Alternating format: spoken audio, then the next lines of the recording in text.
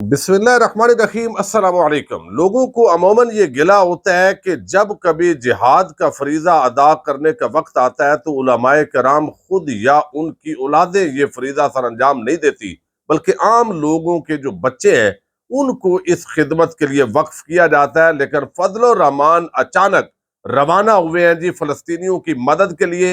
ये बड़ी breaking news है, इसकी तफसील मैंने आपके सामने रखनी है। साहबजादा हामिद रजा की जो हमशीर हैं उनको भी गिरफ्तार करने की कोशिशें शुरू हो गई हैं। 9 मई के वाकयात के अंदर उनको भी डाला जा रहा है और इस पर साहबजादा हामिद रजा ने राजा रियाज और राना सनाउल्लाह को क्या कहा है, ये तफसील भी आपके सामने रखनी है। मीडिया पर अब जो हुकूमतें हैं वो तो पाबंदी नहीं लगा रही, लेकिन काजी साहब ने ये पाबंदी लगाई है और जो तहरीरी फैसला आया है उसने किस तरह रही सही कसर भी निकाली है, इसकी तफसीलात आपके सामने रखनी है। उम्मीद है आप समाप्त करेंगे और अपने कीमती फीडबैक से जरूर आगाह करेंगे। इलेक्शन का ऐलान होते ही ये तो बाकायदा ऐसे लगा है कि जैसे ये इलेक्शन की अनाउंसमेंट नहीं है, बल्कि ये तो तहरीक इंसाफ के खिलाफ कार्रवाई का ऐलान कर दिया गया है। हर तरफ पीटीआई के आम रहनुमाओं को गिरफ्तार किया जा रहा है। पंजाब के अंदर फवाद चौधरी जो कि तहरीक इंसाफ को छोड़ चुके हैं, उनकी गिरफ्तारी हुई है और अभी एक ड्यूटी मजिस्ट्रेट के सामने आज उनको पेश किया जा रहा है। क्योंकि कल से ये खबरें थी, जो फैमिली जो हिबा फवाद है या जो है वो जो फैसल चौधरी है, उनका कहना था कि हमें कोई पता नहीं है वो पुलिस की कस्टडी में है, किसी और की कस्टडी में है। लेकिन अब एक ड्यूटी मजिस्ट्रेट के सामने उनको जो है वो पेश कर दिया गया है। लेकिन अब मामला ये है कि फवाद चौधरी पर शायद ये दबाव है कि आपने भाई जहांगीर तरीन की खुल के हमायत करें या कोई इंटरव्यू दें, या इस तरह की बात आ रही है कि आप जो है वो टीवी पर इमरान खान के खिलाफ गुफ्तगू करें। फवाद चौधरी ज़ाहिर है उन्होंने कहा होगा, और ये जो इतलात है कि भाई मैं तो सारी उम्र नून लीग के खिलाफ रहा हूँ, परवेज मुशर्रफ के साथ रहा या पीपल्स पार्टी के साथ रहा या इमरान खान के साथ रहा हूँ, तो अब चूंकि आप तो नून लीग की बी टीम है तो मैं किस तरीके से अपने आप को जस्टिफाई कर सकता हूँ। तो अब ये फवाद चौधरी जो है उनको जबरदस्ती इधर लाया जा रहा है, और दूसरी तरफ जो असद कैसर की गिरफ्तारी है उसके अंदर अब असद कैसर को परवेज खटक के साथ शायद ये मिलाने के लिए जो कोशिशें हैं। अब इस बदमाशी का क्या फायदा है भाई? कोई इलेक्शन, कोई जमहूरियत, कोई आइन, कुछ तो बचा कुचा रहा है। लेकिन आप अंदाजा कर लें इस मुल्क का जो काजी है और जो जस्टिस सरदार तारक मसूद है, उनको कोई ये टेंशन नहीं है। ये आइन के ठेकेदार बनते थे, जमहूरियत के बड़े इनके गुब्बारे में ऐसी हवा भरी टाउट साफियों ने कि ये भाई गैर आइनी इकदामात को नहीं होने देंगे। लेकिन अब आप देखें कि सारा कुछ हो रहा है। अब जो फैसला आया है ये आप अंदाजा करें, सहाफियों पर पाबंदी लगा दी गई है, और जो अच्छे सहाफी है यानी असद तूर जैसे सहाफी और जो अपने सहाफी जिनको अब्दुल कयूम सिद्दीकी, मतीउल्लाह जान, उनकी इसके अंदर तारीफ भी की है। नाम नहीं लिया, लेकिन ज़ाहिर है अगर वो कह रहे हैं कि जो अच्छी रिपोर्टिंग करते हैं तो उनके मुराद अच्छी रिपोर्टिंग वही है जो नून लीग के हक में होगी। ये 90 रोजा इंतखाबात केस में सुप्रीम कोर्ट ने अदालती कार्रवाई का जो तहरीरी हुक्मनामा जारी किया है उसमें कहा गया है कि मीडिया का बहुत अहम किरदार है। आईने पाकिस्तान ने आर्टिकल 19 में इजहार राय की आज़ादी दे रखी है। इजहार राय की आईनी आज़ादी को कुछ लोग झूठा बयानिया बनाने और गलत मालूमात फैलाने के लिए बतौर लाइसेंस इस्तेमाल करते हैं। अब ये झूठा बयानिया और सच्चा बयानिया, ये गेम तो अदालत की डोमेन में नहीं थी, और ये तो ऐसे लग रहा है कि जैसे नवाज शरीफ के लिए काम जो है वो आसान किया जा रहा है सारा कुछ। अब ये बयानिया अगर कोई ऐसा काम करता तो अदालतें मौजूद थी, अदालतों के अंदर उसका केस होता, वो अपना जो केस है वो प्रॉपर तरीके से फेस करता। लेकिन एक काम जो पहले हुआ नहीं, इंतखाबात आइन के मुताबिक नहीं हुए, और इस पर अगर कोई राय का इजहार करता है तो ये तो जबान बंदी है। ये तो एक ऐसा काम किया गया है जो काजी साहब ने, मैं समझता हूँ किसी और का जो एजेंडा है वो बगैर इसके अंदर पूरा होता दिखाई दे रहा है। उन्होंने मुमकिन है नियतन ऐसा ना किया हो, लेकिन ये ऐसा लग रहा है। मीडिया का बहुत अहम किरदार है। अब वो कहते हैं कि पैमरा आईनी खिलाफ वर्दी पर पाबंदी आयद करता है, जमहूरियत की बेहतरी के लिए फेयर कमेंट होना चाहिए। जमहूरियत पर भाई फेयर कमेंट का फैसला काजी साहब करेंगे, नवाज शरीफ करेंगे, ताकतवर हल्के करेंगे। फेयर कमेंट का क्या मतलब है? ये आप यानी आपके हक में हो तो फेयर कमेंट है, और आपके मुखालफ और जिस तरह इस वक्त जुल्म हो रहा है उस पर बात करें तो वो फेयर कमेंट नहीं होगा। یہ انہوں نے کہا ہے۔ جمہوریت پر اعتماد کی کمی سے عوام کی شمولیت کے ساتھ ساتھ ووٹر ٹرن آؤٹ کم ہوتا ہے۔ یورپین پارلیمنٹ کی ایک تحقیق کے مطابق غلط معلومات پھیلانے سے جمہوریت متاثر ہوتی ہے۔ غلط معلومات کیا ہے، صحیح معلومات کیا ہے، اب اس کا فیصلہ کون کرے گا؟ پھر عدالتیں کریں گی، اور پھر یہ آپ اندازہ کریں۔ یورپین پارلیمنٹ کی تحقیقات کے مطابق غلط معلومات سے سوچنے کی آزادی، پرائیویسی کا حق کو خطرات لاحق ہوتے ہیں۔ یورپین پارلیمنٹ کی تحقیق کے مطابق غلط معلومات سے معاشی، سماجی اور ثقافتی حقوق خطرے میں پڑتے ہیں۔ پھر اس کے اندر لکھا گیا ہے کہ یورپی پارلیمنٹ کی تحقیق کے مطابق غلط معلومات سے نہ صرف جمہوری اداروں پر عدم اعتماد پیدا ہوتا ہے، بلکہ آزادانہ اور شفاف انتخابات پر بھی حرف آتا ہے۔ غلط معلومات کی وجہ سے ڈیجیٹل وائلنس اور جبر میں اضافہ ہوتا ہے۔ بھائی کون سے انتخابات ہو رہے ہیں؟ ابھی اعلان آپ نے فیصلہ دیا ہے اور کاروائیاں شروع ہو گئی ہیں۔ ایک جماعت کو کچلا جا رہا ہے سر عام، اور اس کے لوگوں کو زبردستی دوسری پارٹیوں میں شامل کیا جا رہا ہے۔ آپ الیکشن اور آئین کے ٹھیکے دار ہیں، تو یہ کم از کم جو کچھ ہو رہا ہے اس کو تو بند کروائیں۔ یعنی آپ ایک طرف کھلی چھوٹ دے رہے ہیں اور دوسری طرف اس ظلم پر اگر کوئی آواز اٹھائے تو یہ کیا جمہوریت ہو رہی ہے؟ یہ کیا وائلنس نہیں ہو رہا؟ یہ آپ کو نظر نہیں آ رہا؟ اب اس کے اندر وہ کہتے ہیں سپریم کورٹ سچائی کے ساتھ پیشہ ورانہ طور پر ذمہ داریاں ادا کرنے والے صحافیوں کی ستائش کرتی ہے۔ معاملے کی اہمیت کو سامنے رکھتے ہوئے اس فیصلے کا اردو میں بھی ترجمہ جاری کیا جائے گا۔ اب یہ کون سے لوگ ہیں جو آپ کی ستائش کے مستحق ہیں؟ تو یہ پورا وہ گیم ہے بظاہر جس کے اندر یہ تاثر گیا ہے کہ قاضی صاحب کھل کے اسی معاملے کے ساتھ چلے گئے، انہی پارٹیز کے ساتھ جو بیسیکلی اس وقت جمہوریت اور آئین کو پامال کر رہے ہیں۔ اور یہ بدقسمتی سے یہ جج ہے جس کے لیے اتنا جو ہے وہ کمپین کی گئی اور بتایا گیا کہ بڑا زبردست بندہ ہے۔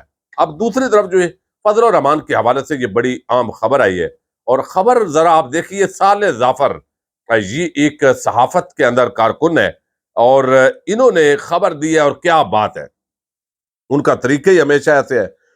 وہ کہتے ہیں جمعیت علماء اسلام JUI کے سربراہ مولانا فضل الرحمان اسرائیل کے حملے کی زد میں آنے والے فلسطینیوں کی مدد کے لیے تیزی سے غزہ روانہ ہو گئے۔ وہ کسی بھی مسلم ملک کے پہلے مذہبی سیاسی رہنما ہیں جو جنگی علاقے کے سفر پر گئے۔ مولانا فضل کی نقل و حرکت کو خفیہ رکھا گیا کیونکہ وہ تباہ لوگوں تک خاموشی سے پہنچ کر ان کی مدد کرنا چاہتے تھے۔ وہ اپنے ساتھ خوراک اور ادویات لے کر جا رہے ہیں۔ مولانا کے قریبی ذرائع نے جنگ کو بتایا کہ کراچی میں فلسطینیوں سے اظہار یکجہتی کے لیے ایک بڑی ریلی سے خطاب کے بعد، جسے طوفان الاقصی مارچ اور سندھ امن کانفرنس کا نام دیا گیا تھا، وہ اس منزل کی جانب روانہ ہوئے جہاں سے وہ مظلوم لوگوں تک پہنچیں گے۔ اس حوالے سے جب جمعیت علماء اسلام کے ترجمان اسلم غوری سے رابطہ کیا گیا تو انہوں نے تصدیق کی کہ مولانا فضل الرحمان غزہ کی طرف سفر کر رہے ہیں، لیکن انہوں نے تفصیلات دینے سے گریز کیا۔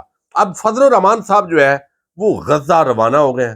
اب پہلے بات تو یہ ہے کہ جو اس وقت پورا وہ علاقہ ہے وہ اسرائیل کے بیسیکلی کنٹرول کے اندر ہے، وہاں پہ کوئی بھی پاکستانی کی پاسپورٹ پہ انٹری نہیں ہے۔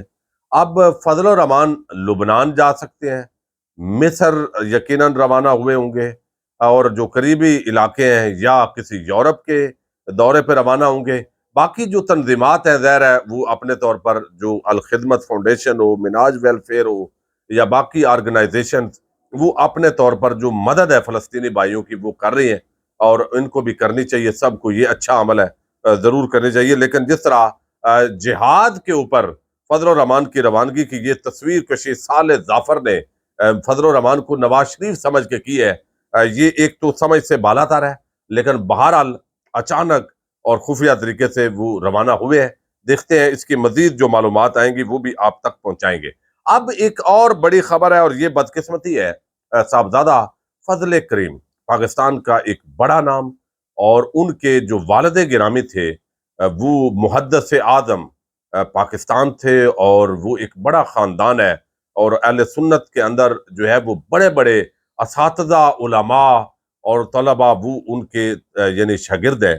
اب یہ اس لیول کی جو شخصیت ہے، ان کے یہ بیٹے ہیں صاحبزادہ حامد رضا صاحب، سنی اتحاد کونسل کے یہ بعد میں چیئرمین بنے، اور پھر تحریک انصاف کے ساتھ جو ہے وہ ان کا ایک الائنس ہوا، اور اب یہ تحریک انصاف کا حصہ ہے۔ جب رجیم چینج کے بعد عمران خان صاحب جو ہے وہ ان پر سخت وقت آیا تو دو جو جماعتیں ہیں یا شخصیات ہیں، علامہ ناصر عباس صاحب جو مجلس وحدت المسلمین کے صدر ہیں، اور یہ صاحبزادہ حامد رضا صاحب، جب عمران خان حکومت میں آئے تو انہوں نے کوئی مفاد بھی حاصل نہیں کیا، اور اس وقت عمران خان صاحب کے جو ارد گرد حلقہ تھا وہ شاید ایسے خوش آمدیوں سے بھی بھرا ہوتا ہے جو ایسے جو شخصیات ہیں ان سے دور کر دیتا ہے۔ لیکن جب مشکل وقت آیا ہے تو یہ لوگ جو ہے وہ بغیر کسی مفاد کے کھڑے ہو گئے، اور پھر جب لوگ تحریک انصاف کو چھوڑنے لگے ہیں تو اس وقت یہ صاحبزادہ حامد رضا صاحب جو ہے وہ عمران خان کے ساتھ کھڑے ہوئے ہیں۔ تو آپ اتنا وفادار شخص جو پاکستان کی محبت جس کے دل کے اندر بھری ہوئی ہے، اور اہل سنت جو ہے وہ ان کو اپنا فخر سمجھتے ہیں، یعنی ایک ایسی شخصیت ہے۔ اب یہاں پر آپ دیکھیے کہ 9 مئی کے واقعات کے اندر ان کا نام بھی ڈالا گیا۔ اب یہ سب سے بڑی بے شرمی اور بے حیائی یہ ہو رہی ہے کہ بھئی اگر ایک شخص آپ سمجھتے ہیں کہ وہ ملزم ہے، ٹھیک ہے، وہ روپوش ہے یا سامنے نہیں ہے، تو قانون کے مطابق آپ کارروائی کرتے ہیں۔ ایک طرف مجرم نواز شریف کے سامنے پاکستان کے تمام ادارے اس کو اپنا جیسے گھر داماد ہوتا ہے نا، تو رسپیکٹ گھر داماد کی تو نہیں، دوسرے داماد کی زیادہ ہوتی ہے، تو وہ بنا کے اس کے سامنے سرنڈر کر رہے ہیں، اور پوری عوام یہ تماشا دیکھ رہی ہے۔ اور دوسری طرف ایسے لوگ جو چلے روپوش ہیں، ان پر مقدمہ ہے، جب سامنے آئیں گے تو آپ ان کو گرفتار کر کے قانون کے مطابق کارروائی کریں۔ لیکن اب بات ماؤں بہنوں بیٹیوں تک پہنچ گئی ہے، اتنی بے حیائی، اتنی بے شرمی، یعنی یہ لیول آ گیا ہے۔ اور پھر ایسا جو ہے وہ آپ سمجھے کہ کسی بھی خاتون کی جو حرمت اور عزت ہے وہ ہر مسلمان کے لیے وہ بڑھ کے ہے، لیکن ایک ایسی فیملی اور خانوادہ جو محدث اعظم کا خانوادہ ہے، اور ان کی صاحبزادہ حاجی فضل کریم کی صاحبزادی اور صاحبزادہ حامد رضا کی ہمشیرہ، آپ یہ خبر کیا دے رہے ہیں؟ صاحبزادہ حامد رضا نے کہا ہے، اور مخالف کون ہے؟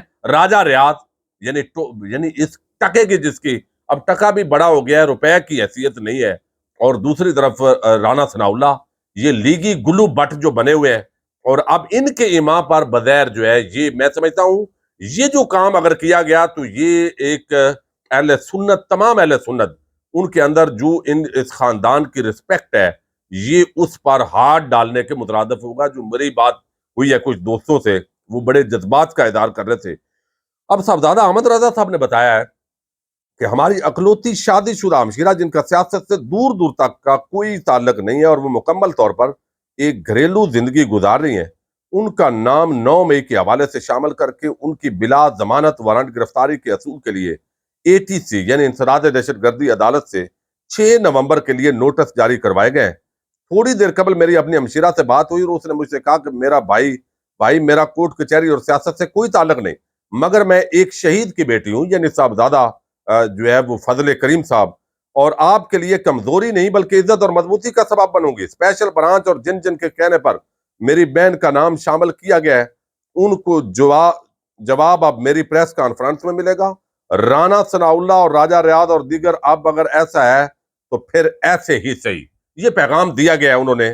راجہ ریاض یعنی اتنے گھٹیا، اور اس سطح تک کوئی گر سکتا ہے؟ یعنی ظاہر ہے اگر راجہ ریاض اور رانا ثناء اللہ اس کے اندر انوالو نہیں ہے تو وہ اپنا موقف دیں گے، لیکن یہ ماؤں بہنوں بیٹیوں تک ایسا کام کرنا صرف اس لیے کہ بھئی ایک بندے کا تحریک انصاف سے ہمدردی ہے یا تعلق ہے، یا اس نے الیکشن لڑنا ہے ان کے ٹکٹ پر، تو جو بھی مخالف ہیں ان کو پہلے ہی کچل دو، چونکہ راجہ ریاض نے خدمت بڑی کی ہے۔ تو یہ جو لیول ہے یہ انتہائی قابل مذمت ہے اگر اسی طریقے سے جو ہے وہ کارروائی کی جاتی ہے۔ اور میں سمجھتا ہوں کہ یہ اہل سنت کے جو جذبات ہیں ان کو بھڑکا کر اب اس سے کیا مقاصد حاصل کرنا چاہتے ہیں، کون وہ لوگ ہیں جن کی کھوپڑی کے اندر دماغ ہی اتنا ہے، یا وہ اس لیول پہ گر گئے ہیں پاکستانیوں سے اس طرح کا بدلہ لے رہے ہیں، تو خدا را یہ جو ذمہ دار ادارے ہیں ان کو اس معاملے کو دیکھنا چاہیے کہ کہیں نیچے کوئی شاہ سے زیادہ شاہ سے وفادار بن کے ایک نئی آگ بھڑکانا چاہتا ہے، تو ان کو جو ہے وہ روکا جائے۔ جب صاحبزادہ صاحب سامنے آئیں گے، کارروائی کریں قانون کے مطابق، اگر آپ ملزم سمجھتے ہیں تو وہ عدالتوں کو فیس کریں گے۔ اجازت دیجیے گا، اللہ حافظ۔